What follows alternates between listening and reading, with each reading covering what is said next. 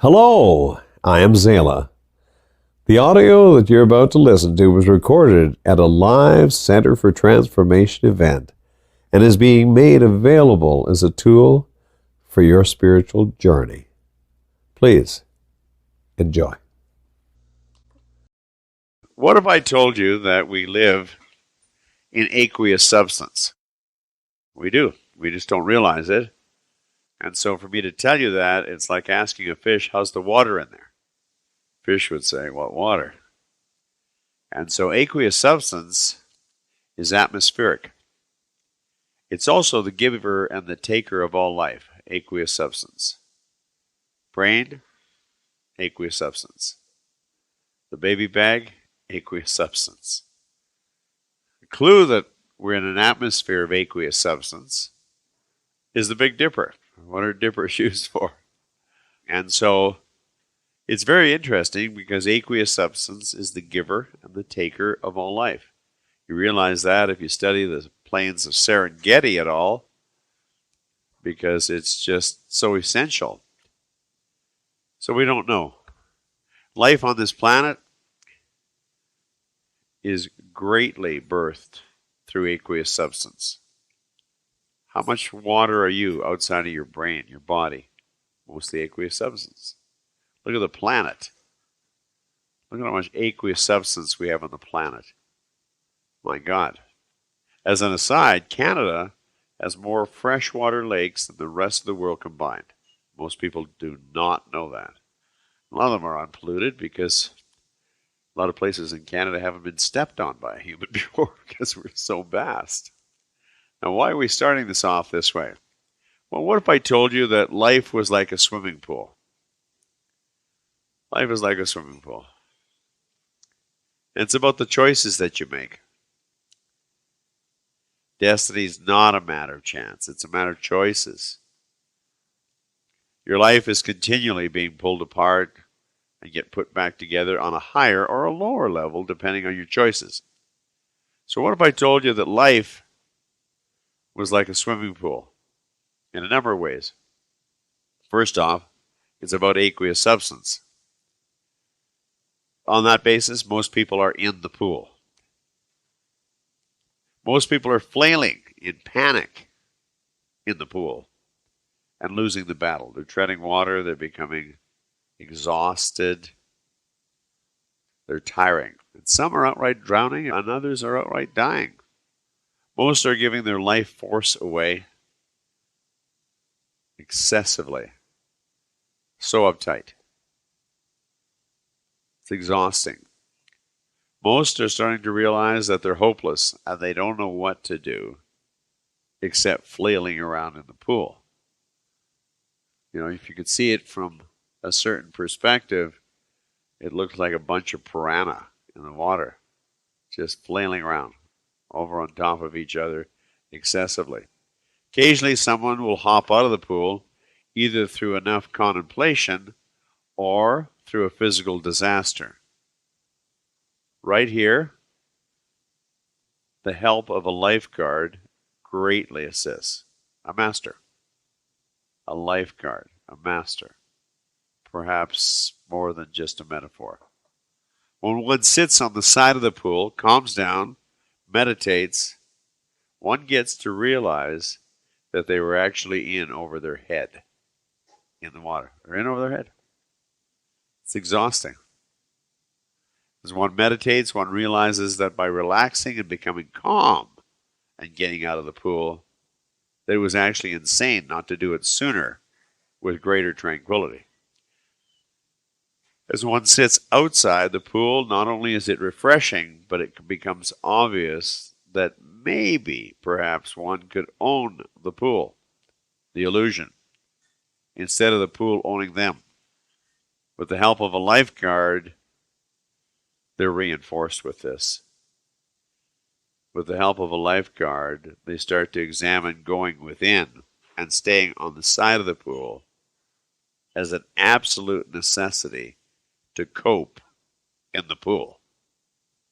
Never mind actually owning the pool. Through instruction or regular outside the pool, one starts to receive what's called divine intervention.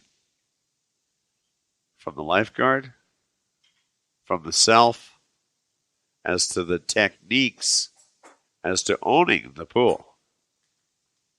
As this occurs, one gets caught about the lessons of life, the lessons. Maybe lessons should be spelled Less space SINS, the lessons of life.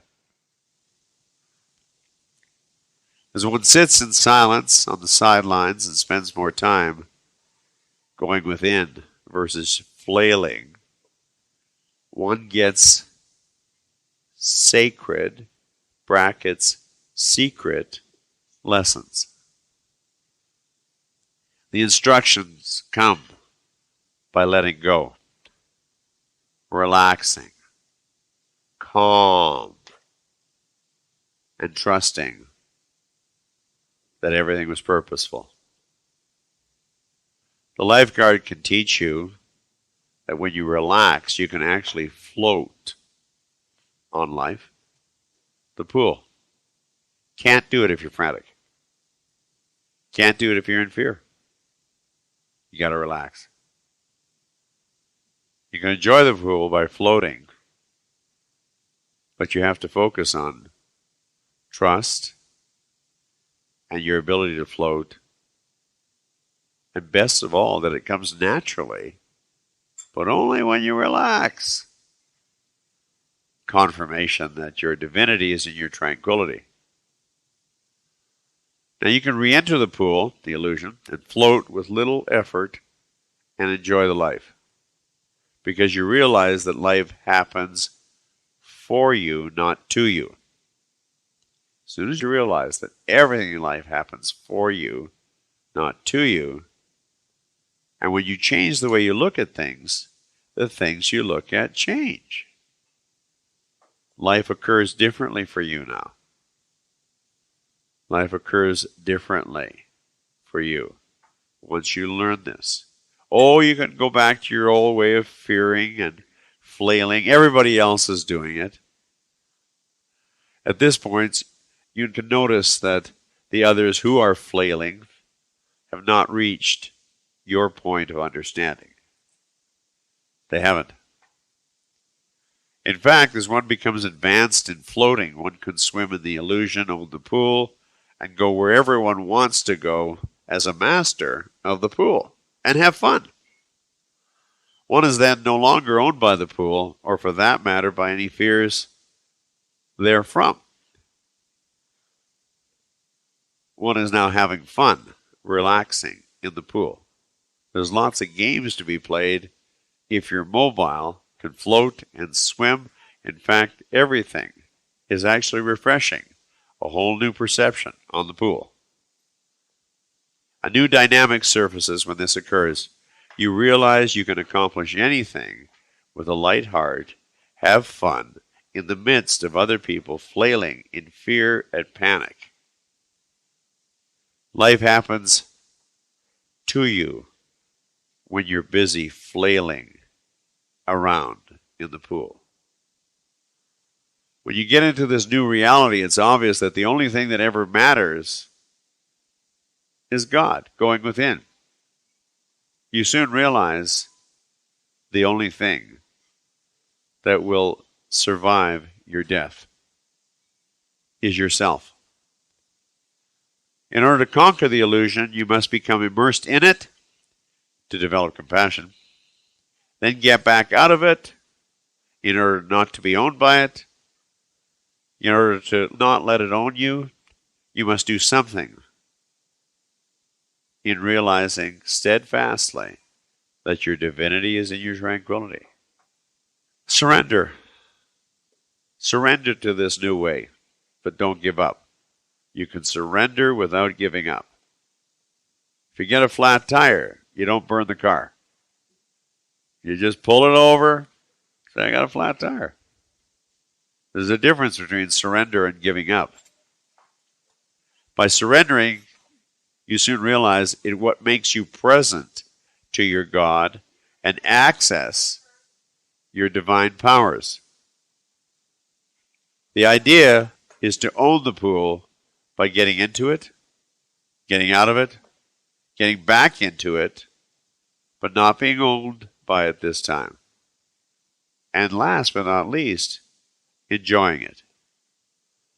You'll go through a series of in and out until you completely master what I'm telling you.